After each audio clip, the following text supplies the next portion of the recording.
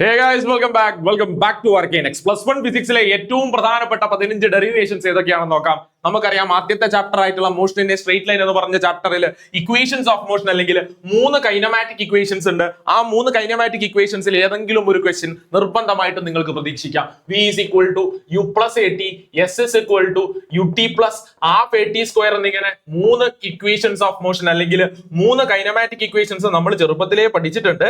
അതിൽ ഏതെങ്കിലും ഒരു ഇക്വേഷന്റെ ഡെറിവേഷൻ ഗ്രാഫ് വെച്ച് പ്രൂവ് ചെയ്യുന്നത് നിങ്ങൾക്ക് ഒരു ക്വസ്റ്റ്യൻ ആയിട്ട് പ്രതീക്ഷിക്കാം. അടുത്ത പ്രധാനപ്പെട്ട ചാപ്റ്റർ എന്ന് പറയുന്നത് മോഷൻ ഇൻ എ പ്ലെയിൻ ആണ്. ഈ മോഷൻ ഇൻ എ പ്ലെയിൻ എന്ന് പറഞ്ഞ ഈ ചാപ്റ്ററിൽ നിന്നും ഈ 3 ഡെറിവേഷൻ, അതായത് maximum height, maximum flight, horizontal range എന്നീ മൂന്ന് ഡെറിവേഷൻസിൽ നിന്നും ഏതെങ്കിലും ഒന്ന് നിങ്ങൾക്ക് ഉറപ്പായിട്ടും 100% പ്രതീക്ഷിക്കാവുന്നതാണ്.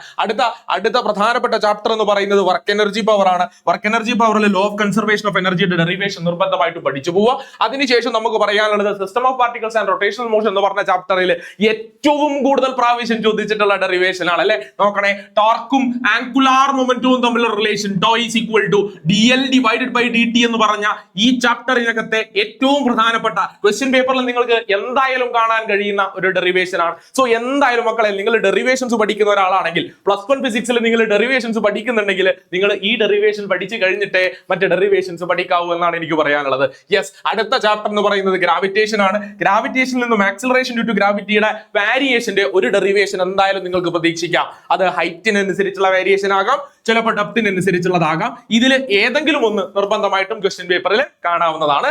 എസ്കേപ്പ് വെലോസിറ്റിയും അതുപോലെ തന്നെ ഓർബിറ്റൽ വെലോസിറ്റിയും പ്രധാനപ്പെട്ടതാണ്.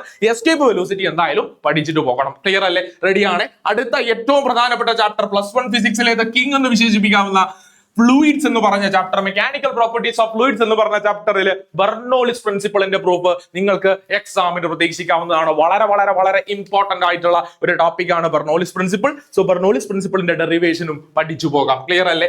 അതിനുശേഷം കാപ്പിലറി റൈസിന്റെ ഹൈറ്റിന്റെ ഇക്വേഷൻ ഡിറൈവ് ചെയ്തെടുക്കുന്നത് പഠിക്കാം. അതിനുശേഷം നമുക്ക് പറയാം ഇവിടെ relation connecting linear expansion, area expansion and volume expansion അല്ലെ, തെർമൽ പ്രോപ്പർട്ടീസ് ഓഫ് മാറ്ററിലെ ആകെ ഡെറിവേഷനാണ് നിർബന്ധമായിട്ടും പഠിച്ചു പോകാം. നോക്കണേ, മറ്റ് ചാപ്റ്ററുകളിലെ ഡെറിവേഷൻ പഠിച്ചു കഴിഞ്ഞതിന് ശേഷം മാത്രം നിങ്ങൾ ഈ ഡെറിവേഷൻ പഠിച്ചാൽ മതി. അത്രത്തോളം ഇമ്പോർട്ടന്റ് ആയിട്ടുള്ള ഒരു ഡെറിവേഷൻ അല്ല. ക്ലിയർ അല്ലേ? നോക്കണേ, അടുത്ത പ്രധാനപ്പെട്ട ചാപ്റ്റർ എന്ന് പറയുന്നത് നമ്മളുടെ തെർമോഡൈനാമിക്സ് ആണ്. ഈ തെർമോഡൈനാമിക്സിൽ രണ്ട് പ്രൂഫാണ് പ്രധാനമായിട്ടുള്ളത്.